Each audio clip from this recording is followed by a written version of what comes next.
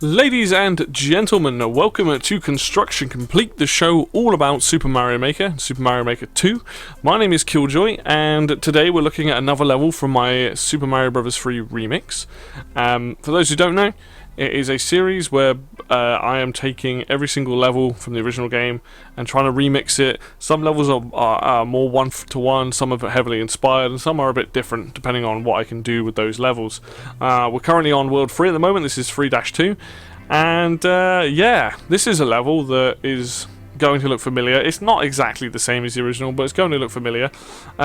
As always with these videos, the course code will be on screen probably nowish, and at the end of the video as well. If you yourself would like to go and play these levels and have a play around with them and obviously offer feedback, I'm always open to that. Like, I know some of these levels are going to be better than others, but without further ado, let's play through it. We'll talk about the level, critique it, and then we'll play through it again at the end. Alright, let's go. Here we go. Now, this is a level in the original, in 3-2 in the original, that I actually really like myself. You'll see that it's very heavily inspired by obviously differences, but you can tell that what the level's meant to be designed on. A fish. Get some coins here. Now, because of the way the original level works, you'd have to chuck a lot of cheeps in, and I didn't really fancy doing a lot of cheeps. So what I tried to do is put more obstacles in the bottom there, and then also add in some other like Koopa Troopers and other cheeps around the place. And now I've got a fire flower, I can take out those fish. I've got a slightly faster platform. Oh! Come on, let's do this. Oh! Just going for it. Now, this bit probably looks very similar. This is pretty much the same. But I made it a bit easier. The water level on this is also higher than the original version. Fall out the sky there. Take that fish. And there we have it. Very simple level. Let's go back to the beginning a minute. Here we go. And we can show off this level. Now, you're going to notice a couple of things. And I want to show something off. And before I start talking about the level, there is something I would like to show off. Now, in the original, you got a Starman. Now, there is the ability, so I messed it up. Let's see if I do that again. Now, I did this by accident, but I actually kind of made it possible. I'm not going to be able to do it now. I made it possible for you to jump through the level with a Starman.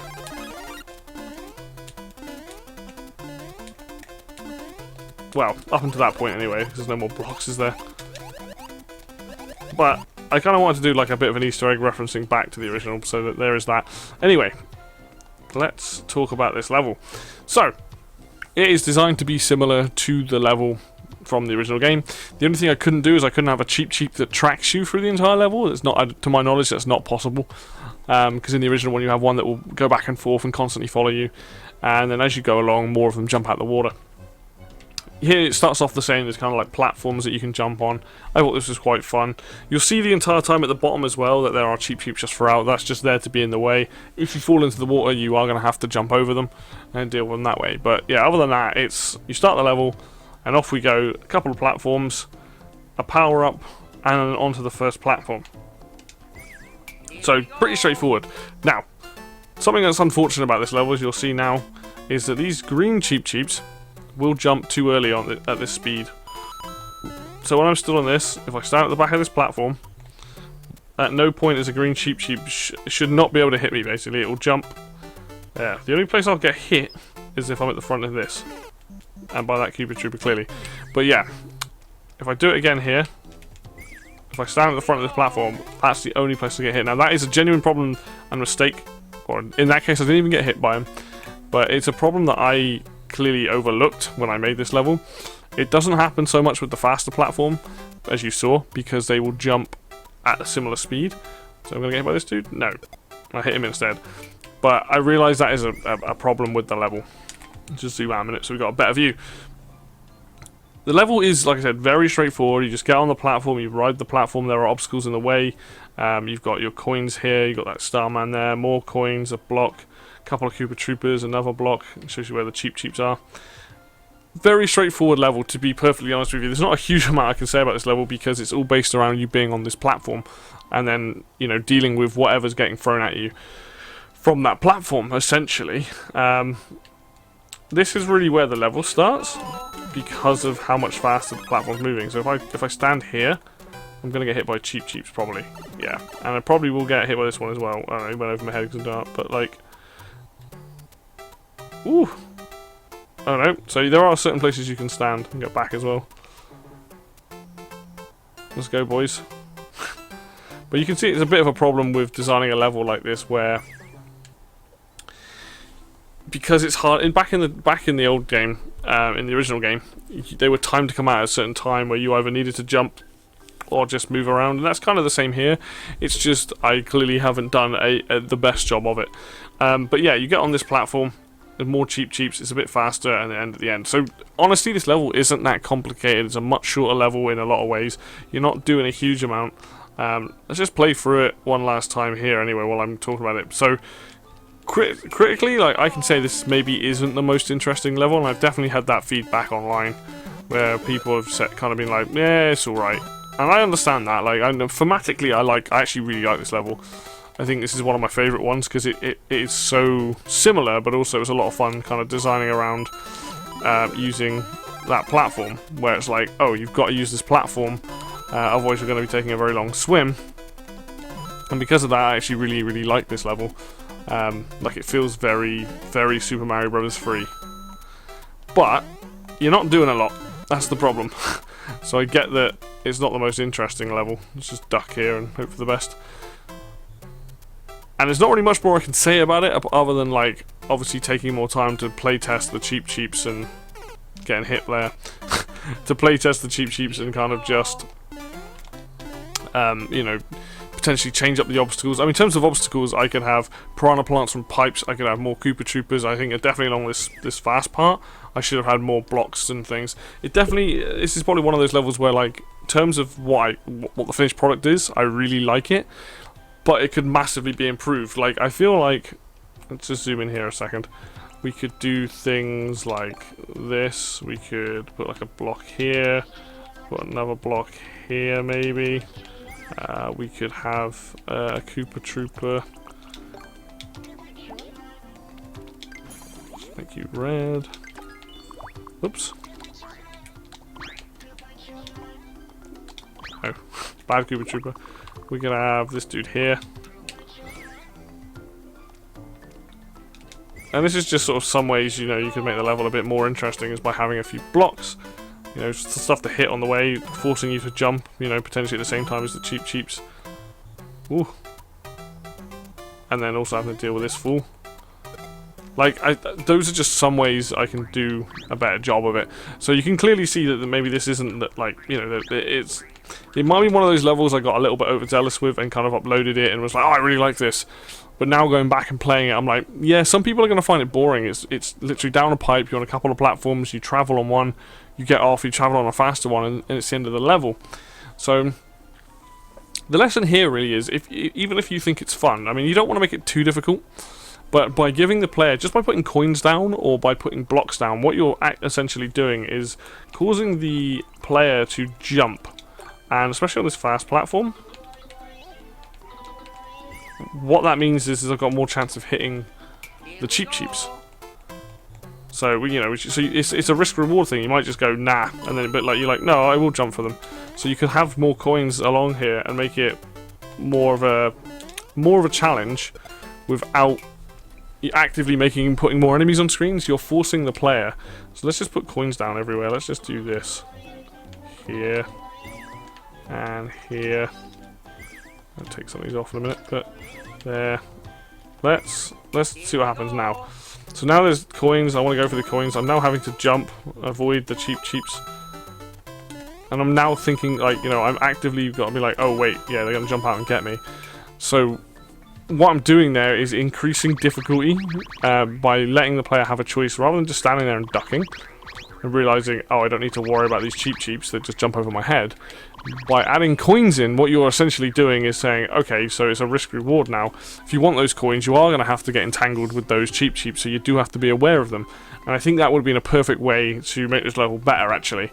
You know, this is why I critique these levels while I'm playing them, because I can talk about them and say, hey, actually, this is all well and good, and I'm enjoying it, and somebody might find it fairly easy, but what's the point of riding on this platform and ducking? You know, you need to actively have more interaction between the player and what's going on screen.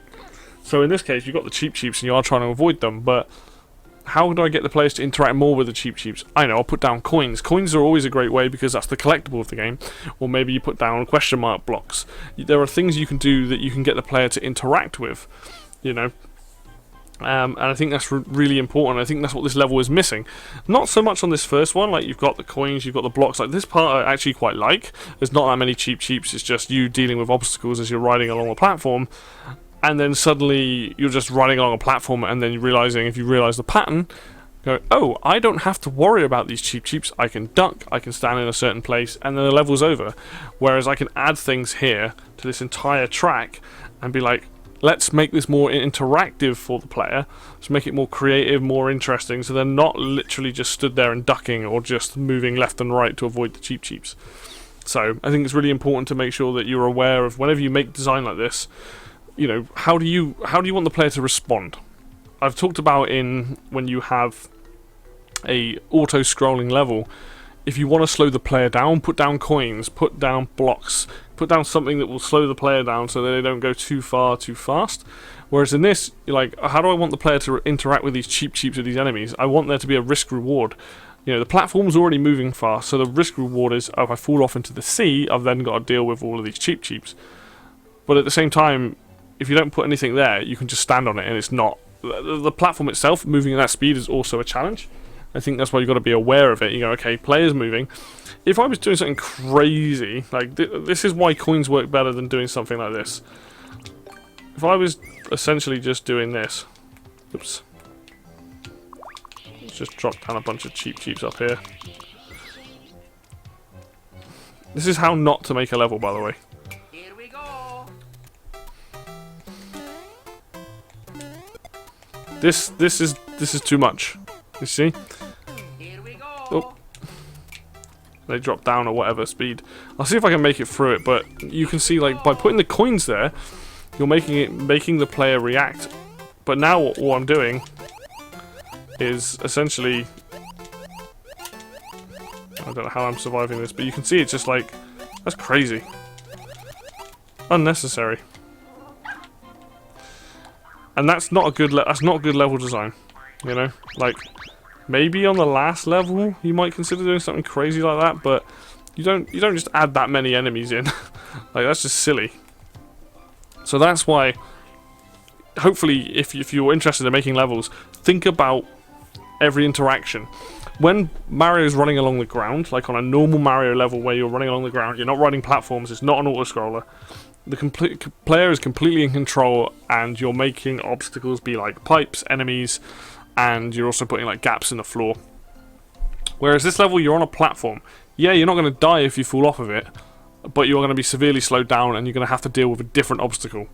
Whereas when you're on the platform, what you want the player to do is deal with whatever's being thrown at them, in this case the green cheap cheeps, but also you want to improve that interactivity. So how do I do that? Coins. What else can let's have a look at the items here. What else could I put there that would be fun?